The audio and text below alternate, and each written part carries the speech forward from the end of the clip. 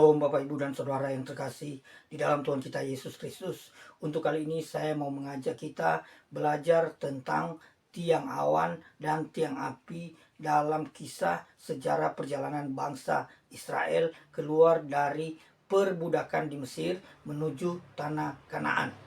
Apa itu tiang awan? Apa itu tiang api? Mungkin banyak orang sudah tahu dan sudah memahami tentang kisah ini. Tetapi banyak juga di antara anak-anak muda zaman sekarang, di antara kita orang-orang percaya, belum pernah membicarakan, belum mengetahui secara mendasar tentang tiang awan dan tiang api ini.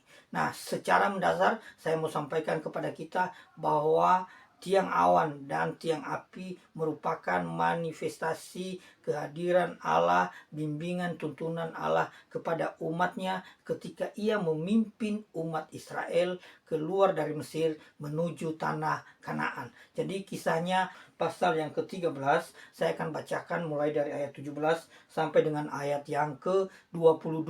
Jadi supaya kita mengerti kisahnya, saya bacakan secara lengkap. Silakan mendengarkannya baik-baik. Saya akan bacakan bagi kita sehingga ketika saya bacakan firman Tuhan ini, kita mendengarkan kembali firman Tuhan ini dan iman kita bertumbuh, sebab firman Tuhan berkata dengan jelas bahwa ketika firman kita dengar, iman kita bertumbuh, kerohanian kita bertumbuh. Saya akan bacakan di dalam Keluaran pasal yang ke-13 ayat yang ke-17 sampai dengan ayat yang ke-22. Demikian firman Tuhan.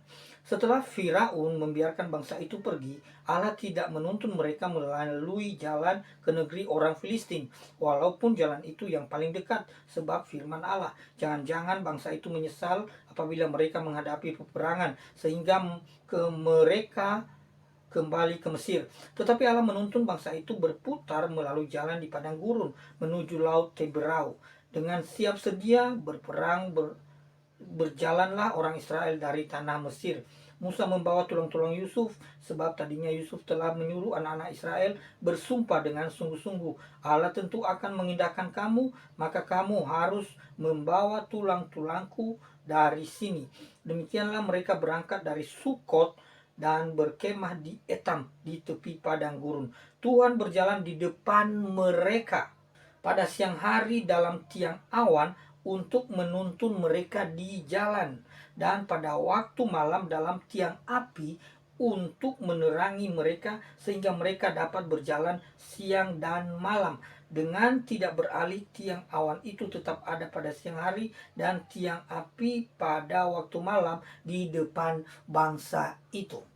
Nah, Bapak, ini kisahnya kita sudah bisa tahu sedikit kira-kira bahwa bangsa Israel setelah mereka keluar dari perbudakan di Mesir beberapa waktu yang tidak terlalu lama, mereka dituntun oleh Tuhan melalui tiang awan dan tiang api ini.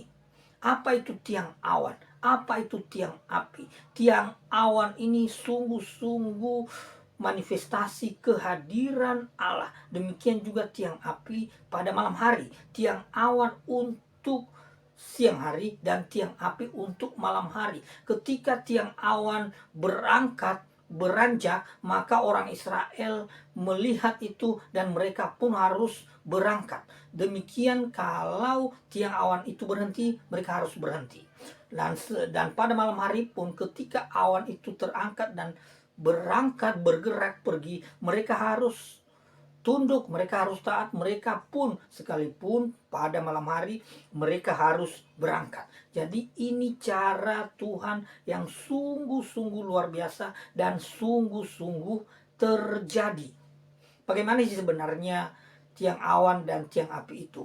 Nah, memang tidak ada kamera, tidak ada video pada masa itu. Tetapi saya yakinkan kita, saya percaya bahwa ada orang-orang yang coba menggambarkan ilustrasi, gambaran, deskripsi tentang tiang awan dan tiang api ini. Ini bukan hanya fenomena alam biasa, ini bukan hanya semacam awan biasa, tetapi ini awan mujizat yang dilakukan, yang dipertunjukkan, yang dinyatakan oleh Tuhan sendiri dalam perihal dia menuntun membimbing umatnya. Nah, berikut saya coba untuk menunjukkan gambaran deskripsi dari lukisan-lukisan yang sudah dibuat. Inilah kira-kira gambaran dan deskripsi lukisan tentang tiang awan itu tentang tiang awan itu di siang hari. Jadi perlindungan ada. Jadi demikian juga pada malam hari diberikan penerangan melalui tiang api. Jadi tiang api ini bukan hanya fenomena semacam bintang biasa atau bulan biasa. Ini sungguh-sungguh terjadi dan disaksikan secara metafisika ragawi kita. Disaksikan secara mata jasmania, bukan hanya mata rohania saja. Inilah kira-kira gambaran dan deskripsi lukisan tentang tiang awan itu di siang hari. Jadi perlindungan ada. Jadi demikian juga pada malam hari diberikan penerangan melalui tiang api. Jadi tiang api ini bukan hanya fenomena semacam bintang biasa atau bulan biasa. Ini sungguh-sungguh terjadi dan disaksikan secara metafisika ragawi kita. Disaksikan secara mata jasmania, bukan hanya mata rohania saja, bukan hanya pandangan rohania saja. Bapak Ibu yang terkasih, kita akui bahwa orang-orang di zaman sekarang cenderung ilmiah, cenderung tidak percaya dengan hal-hal yang supranatural. Saya mau sampaikan kepada kita bahwa tiang awan, tiang api adalah sesuatu hal yang dahsyat, mujizat, dan hal-hal yang supranatural, bukan hanya hal-hal yang bisa diterima secara ilmiah. Gambaran tadi tentang tiang awan, tiang api ini sungguh-sungguh terjadi dan Tuhan lakukan itu. Dan mungkin kita berkata di zaman sekarang ini tidak terjadi, kita tidak menyaksikannya. Saya mau katakan sekalipun kita tidak menyaksikannya, karena Alkitab, firman Tuhan mengungkapkan kebenaran ini, kita harus percaya. Ya, saya punya kesaksian hidup. Saya pernah melihat hal-hal supranatural. Bukan saya ini orang mistik, tetapi supranatural itu ada. Setan itu ada. Ada yang mengatakan setan itu tidak ada. Saya mau katakan setan itu ada. Saya juga mau katakan bahwa mujizat-mujizat itu ada. Saya pernah saksikan ada orang dengan ilmu kebal yang luar biasa. Dan mungkin sekarang sudah tidak bisa kita saksikan. Dan ini sungguh-sungguh terjadi. Saya saksikan dengan mata kepala saya sendiri. Orang kebal, mau parang, mau pisau, dihantam ke tubuhnya. Bahkan saya pernah disuruh coba hantam sekuat-kuatnya. Saya nggak berani. Kenapa? Karena saya takut. Tetapi itu sungguh-sungguh terjadi. Saya saksikan, maka saya percaya. Saya pernah melihat apa yang disebut sebagai setan. Melihat dengan mata kepala saya sendiri. Tetapi mungkin orang yang belum pernah melihat, mereka akan berkata, oh itu tidak mungkin. Demikian juga tiang awan dan tiang api ini, banyak orang mungkin tidak percaya bahwa ini sungguh-sungguh terjadi, bahwa ini sungguh-sungguh sesuatu seperti api yang benar-benar ada di atas kemah-kemah orang Israel. Demikian juga tiang awan itu ada di atas kemah-kemah orang Israel. Ini sungguh-sungguh terjadi. Apa fungsinya? Tadi kita sudah tahu fungsinya. Kita tidak perlu bahas di dalam bahasa Ibraninya, bahasa Inggrisnya. Tetapi kita tahu bahwa tiang awan itu untuk melindungi bangsa Israel di padang gurun. Jadi ada awan yang menghalangi matahari sehingga mereka terlindung dari panas teriknya matahari dan panasnya padang gurun yang mereka sedang lalui.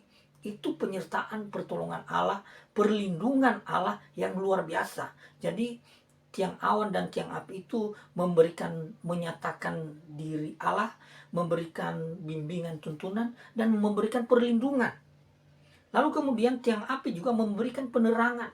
Ya, ada malam-malam di mana tidak ada bintang, tidak ada cahaya bulan. Tetapi melalui tiang api itu mereka diterangi, mereka tidak sepi, mereka terus merasakan, melihat kemuliaan Tuhan. Jadi fungsinya menuntun bangsa Israel, memberikan perlindungan dari terik padang pasir dan menerangi pada malam hari. Ya, jadi inilah kuasa, inilah mujizat Allah yang terus menerus mendampingi umatnya.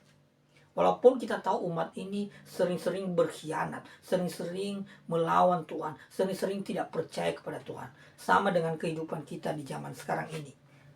Benar ya Bapak Ibu? Jadi kita-kita di zaman sekarang ini sering berkhianat kepada Tuhan. Sesungguhnya Allah senantiasa menuntun membimbing kita. Nanti kita lihat bagaimana Allah membimbing kita walaupun tidak dengan tiang awan maupun tiang api pada masa kini ya. Jadi secara teologis makna dari tiang awan dan tiang api ini adalah pernyataan Allah, kehadiran Allah, penyertaan Allah, perlindungan Allah, dan bimbingan Allah. Inilah arti makna dari tiang awan dan tiang api ini. Bapak Ibu percaya bahwa Tuhan juga terus membimbing kita hingga saat ini ya. Dalam kehidupan masa kini memang tiang awan itu, tiang api itu tidak ada, tetapi sudah diberikan yang lebih daripada itu, yaitu Roh Kudus yang ada di dalam hati kita. Kita pastikan kita sudah lahir baru, dan dengan demikian dipastikan ada Roh Kudus yang diam di dalam hidup kita, diam di dalam hati kita. Lalu mungkin ada orang bertanya, bagaimana mungkin saya bisa percaya tentang hal-hal semacam itu? Bukankah hal ini semacam perasaan-perasaan agamawi saja?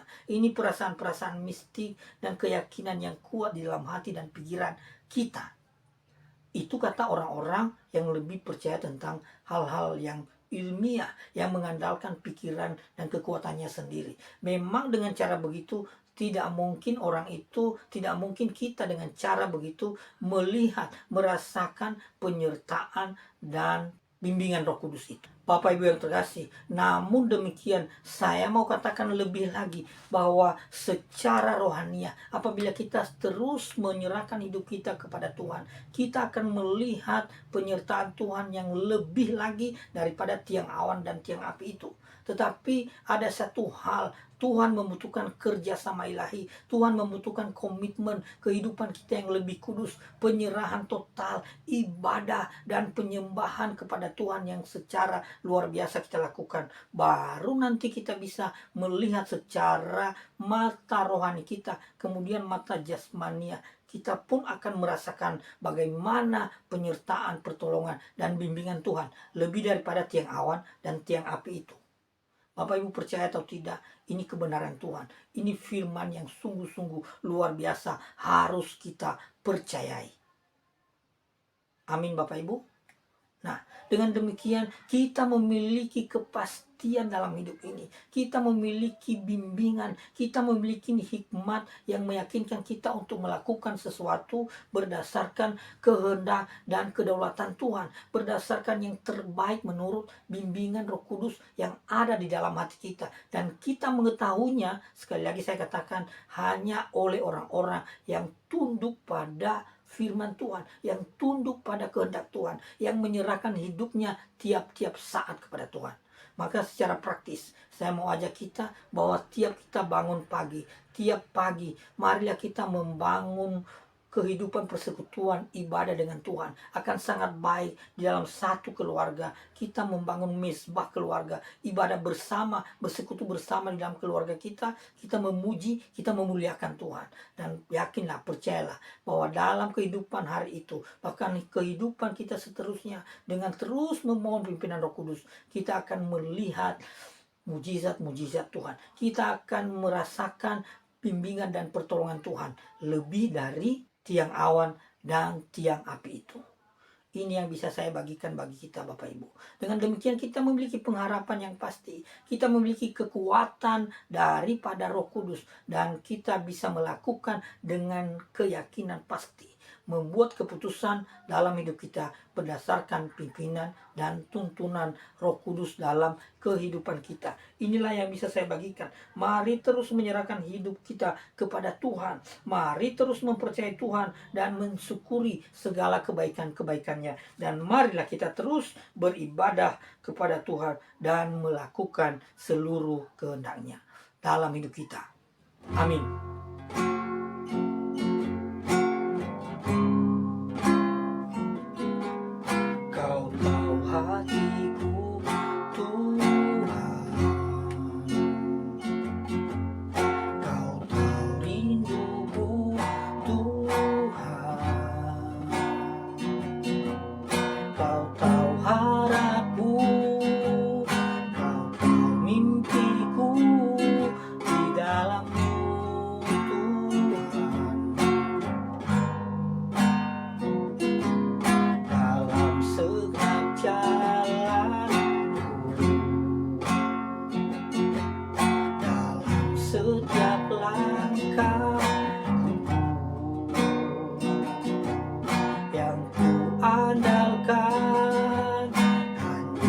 Engkau Tuhan menghadapi semua. Yesus, Kau anugerah terindah dalam hidupku. Kau sungguh berarti di setiap jalanku, dan anugerah-Mu selalu mempesonaku. Yesus, Kau terbaik, Yesus, Kau termanis di dalam hidupku.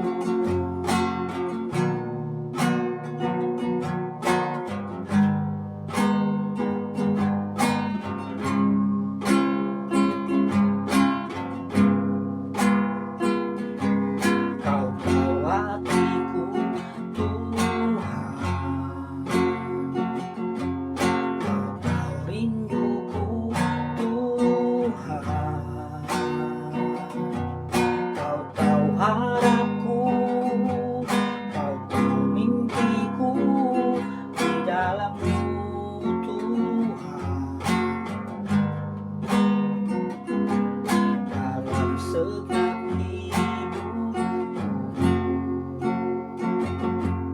dalam setiap langkahku,